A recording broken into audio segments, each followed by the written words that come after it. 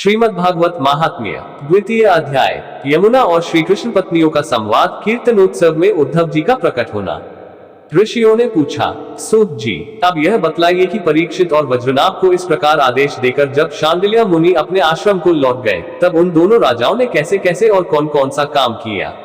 सूत जी कहने लगे, तदनंतर महाराज परीक्षित ने इंद्रप्रस्थ दिल्ली से हजारों बड़े बड़े सेठों को बुलवाकर मथुरा में रहने की जगह दी। इनके अतिरिक्त सम्राट परीक्षित ने मथुरा मंडल के ब्राह्मणों तथा प्राचीन वानरों को, जो भगवान के बड़े ही प्रेमी थे, बुलवाया और उन्हें आदर के योग्य समझकर मथुरा नगरी में बसाया। इस प्रकार राजा परीक्षित की सहायता और महर्षि शांडिल्य की कृपा से वज्रनाभ ने क्रमशः उन सभी स्थानों की खोज की जहां भगवान श्री कृष्ण अपने प्रेमी गोपियों के साथ नाना प्रकार की लीलाएं करते थे।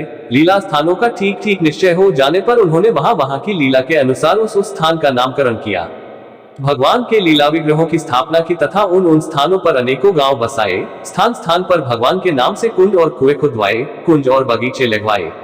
शिव आदि देवताओं की स्थापना की, गोविंद देव, हरिदेव आदि नामों से भगवत विग्रह स्थापित किए। इन सब शुभ कर्मों के द्वारा वज्रनाभ ने अपने राज्य में सब और एकमात्र श्री कृष्ण भक्ति का प्रचार किया और बड़े ही आनंदित हुए। उनके प्रजाजनों को भी बड़ा आनंद था। वे सदा भगवान के मधुर नाम तथा लीलाओं के कीर्तन में संलग्न हो परमानंद के समुद्र में डूबे रहते थे और सदा ही वज्रनाभ के राज्य की प्रशंसा किया करते थे। एक दिन भगवान श्री कृष्ण की विरह वेदना से व्याकुल 16,000 रानियां अपने प्रियतम पतिदेव की चतुर्थ पटरानी कालिंदी यमुना जी को आनंदित देखकर सद्भाव से उनसे पूछने लगी। उनके मन में सौतिया दाह का लेश मात्र भी नहीं था। श्री कृष्ण की रानियों ने कहा, बहन कालिंदी, जैसे हम सब श्री कृष्ण की धर्मपत्नी हैं, वैसे ही तुम भी तो हो। हम तो उनकी विरहाग्नि में जली जा रही हैं। उनके वियोग दायक से हमारा हृदय व्यथित हो रहा है, किंतु तुम्हारी यह स्थिति नहीं है। तुम प्रसन्न हो, इसका क्या कारण है? कल्याणी, कुछ बताओ तो सही। उनका प्रश्न सुनकर यमुना जी हंस पड़ी, साथ ही यह सोचकर कि मेरे प्रियतम की पत्नी होने के कारण ये भी मेरी ही बहनें हैं, पिघल गई। उनका हृदय दया से द्रवित हो उठा, अतः वे इस प्रकार कहने लगी। यमुना जी ने कहा, अपनी आत्मा में ही रमण करने के कारण भगवान श्री कृष्ण आत्माराम है और उनकी आत्मा है श्री राधा जी। मैं दासी की भांति राधा जी की सेवा करती रहती हूँ। उनकी सेवा का ही यह प्रभाव है कि विरह हमारा स्पर्श नहीं सकता। भगवान श्री कृष्ण की जितनी भी रानियां हैं, सबकी सब श्री राधा जी के ही अंश का विस्तार है। भगवान श्री कृष्ण और राधा सदा एक दूसरे के सम्मुख है, उनका परस्पर नित्य संयोग है। इसलिए राधा के स्वरूप में अंशतः विद्यमान जो श्री कृष्ण की अन्य रानियां हैं, उनको भी भगवान का नित्य संयोग प्राप्त है। श्री कृष्ण ही राधा है और राधा ही श्री कृष्ण है। उन दोनों का प्रेम ही वंशी है तथा राधा की प्यारी सखी चंद्रावली भी श्री कृष्ण चरणों के नखरूपी चंद्रमाओं की सेवा में आसक्त रहने के कारण ही चंद्रावली नाम से कही जाती है। श्री राधा और श्री कृष्ण की सेवा में उनकी बड़ी लालसा, बड़ी लगन है, इसलिए वह कोई दूसरा स्वरूप धारणा नहीं करती। मैंने यही श्री राधा में ही रुक्मिणी आदि का समावेश देखा है।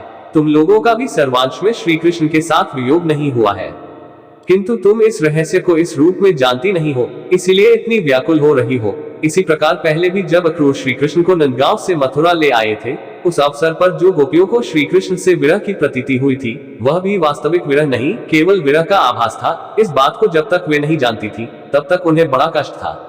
फिर जब उद्धव जी ने आकर उनका समाधान किया, तब वे इस बात को समझ सकी, यदि तुम्हें भी उद्धव जी का सत्संग प्राप्त हो जाए, तो तुम सब भी अपने प्रियतम श्री कृष्ण के साथ नित्य विहार का सुख प्राप्त कर लोगी।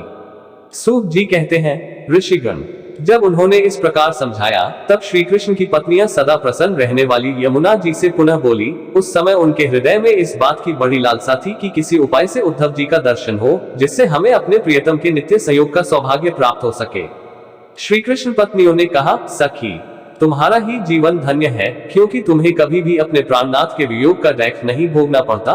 जिन श्री राधिका जी की कृपा से तुम्हारे अभीष्ट अर्थ की सिद्धि हुई है, उनकी अब हम लोग भी दासी हुई, किंतु तुम अभी कह चुकी हो कि उद्धव जी के मिलने पर ही हमारे सभी मनोरथ पूर्ण होंगे। इसलिए कालिंदी, अब ऐसा कोई उपाय बताओ जिससे उद्धव जी भी शीघ्र मिल जाए। सूत जी कहते हैं, श्री कृष्ण की रानियों ने जब यमुना जी से इस प्रकार कहा, तब वे भगवान श्री कृष्णचंद्र की 16 कलाओं का चिंतन करती हुई उनसे कहने लगी। जब भगवान श्री कृष्ण अपने परम धाम को पधारने लगे, तब उन्होंने अपने मंत्री उद्धव से कहा, उद्धव, साधना करने की भूमि है बदरिकाश्रम, अतः अपनी साधना पूर्ण करने के लिए तुम वहीं जाओ। भगवान की इस आज्ञा के अनुसार उद्धव जी इस समय अपने साक्षात स्वरूप से बदरिकाश्रम में विराजमान हैं और वहां जाने वाले जिज्ञासु लोगों को भगवान के बताए हुए ज्ञान का उपदेश करते रहते हैं। साधना की फलरूपा भूमि है ब्रज भूमि। इसे भी इसके रहस्यों सहित भगवान ने पहले ही उद्धव को दे दिया था, किंतु वह फलभूमि यहाँ से भगवान के अंतर्धान होने के साथ ही स्थूल दृष्टि से परे जा चुकी है। इसलिए इस समय यहाँ उद्धव प्रत्यक्ष दिखाई नहीं पड़ते। फिर भी एक स्थान है जहाँ उद्धव जी का दर्शन हो सकता है। गोवर्धन पर्वत के निकट भगवान की लीला सहचरी गोपियों की विहार स्थली है। वहाँ की लता, अंकुर और बेलों के रूप में अवश्य ही उद्धव जी वहाँ निवास करते हैं। लताओं के रूप में उनके रहने का यही उद्देश्य है कि भगवान की प्रियतमा गोपियों की चरण उन पर पड़ती रहे। उद्धव जी के संबंध में एक निश्चित बात यह भी है कि उन्हें भगवान ने अपना उत्सव स्वरूप प्रदान किया है।